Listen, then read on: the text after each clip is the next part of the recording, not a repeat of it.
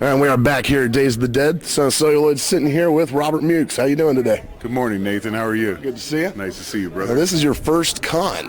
How are you enjoying the experience of doing it? I think it's incredible, man. I'm having a great time meeting people like you that appreciate horror films, and it's awesome. Having a really good time. Very cool. Now, before you got into your acting career, you're actually a wrestler. So could you tell me a little bit about your time as a wrestler?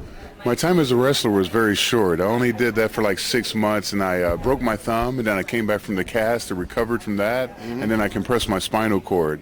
So I didn't last very long with that sport, but actually I played basketball for until I was 30. Okay. So high school, college, and then 5 years in Europe as well. What was your gimmick? Grabbing rebounds and stopping people. You basketball or wrestling?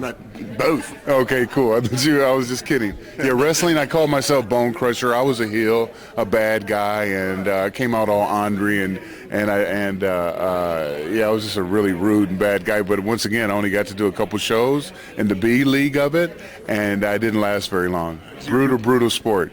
You're credited as Bone Crusher in some of your movie roles, so that's where that nickname came from your wrestling days? Yeah, I kind of used it as a nickname. I put it on some headshots and kind of carried over. All right. Now, why do you think there seems to be a large crossover between wrestling and horror fans? They seem to but people seem to like both of them a lot. Why do you think there's a connection there? That's a really good question. I think our movie's kind of over the top and animated, and wrestling is kind of the same way, and a little bit violent and with fun attached to it.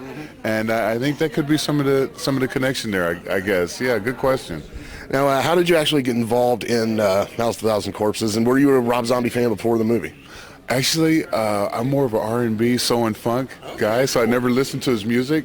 But once I booked a role, I bought a couple CDs and checked it out, and it was awesome. I was excited about it, and I do like some rock, Ted Nugent, classic rock, etc. But I never heard his music, and but once I listened to it, I was a fan. It was awesome music. Getting the role, I just like most roles, we as actors, we get an interview through our agent, and the casting director calls us in, many other people, and we perform, and then the directors and producers pick us. So I just went the regular route. There was no inside connection. Right. Now, the question I actually asked Mr. Keys earlier about his character is, we don't know a lot about your character. He's one of those that we didn't get a lot of backstory on. So, were you just playing it in the moment, or in your head, did you kind of know where he was coming from and kind of flesh him out a little bit? Yeah, that was part of my listening to his music to kind of understand Rob's vibe. Didn't really get much backstory. I just knew that we were doing bad stuff and mean stuff to people, so I just tried to imagine I was a dark, mean, evil SOB, and that's basically as deep as I went in my mind, which is kind of deep because I've seen some scary stuff in my life, and I imagine Texas Chainsaw Massacre setting or whatever, just some creepy, weird family in the middle of the woods that if you cross their path or fall into their web, get trapped in their web, they're going to take care of you slowly but surely. So that was kind of like my thought of the character going through my mind. Okay. Now, what happened with Devil's Rejects? Devil's Rejects, I was actually working on a different project, and the scheduling didn't match up, and I wish it would have, because the character that took my role, the individual that did Rufus Jr. in the second Devil's Rejects, continued on with Rob, and so that was a mistake. Maybe I should have stood those guys up in the other movie. Exactly. Yeah. So unfortunately, I missed out. I missed that bus, but hopefully I can catch the next one. Now, you worked with a guy I like a lot, Kevin Van Hook, on The Fallen Ones. Can you tell me about working with him? He's amazing, very, very talented guy. I didn't get much time on the set with him at the same time, but it was a cool movie, and I had a good time with it. Seems to be a little popular, too. Right. Now, another movie you made was, it was with Rebecca Cheney, but Slumber Party Slaughter.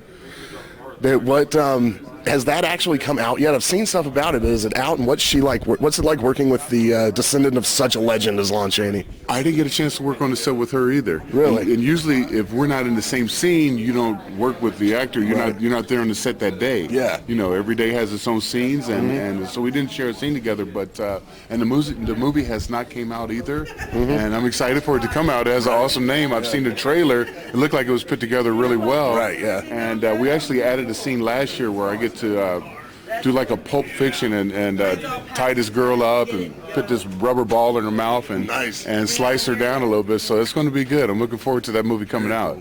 Another flick you were in that I really dug was Backwoods. Can you tell me a little about shooting that one? That was very cool. We shot it downtown LA in this basement, and then up in the mountains in Hollywood, in Los Angeles County, and it was really cool. It was fun to work on. Yeah, the scary characters, the creepy characters, are easy to play, and they're pretty fun to work on. And you also go the complete other side and do some comedy too.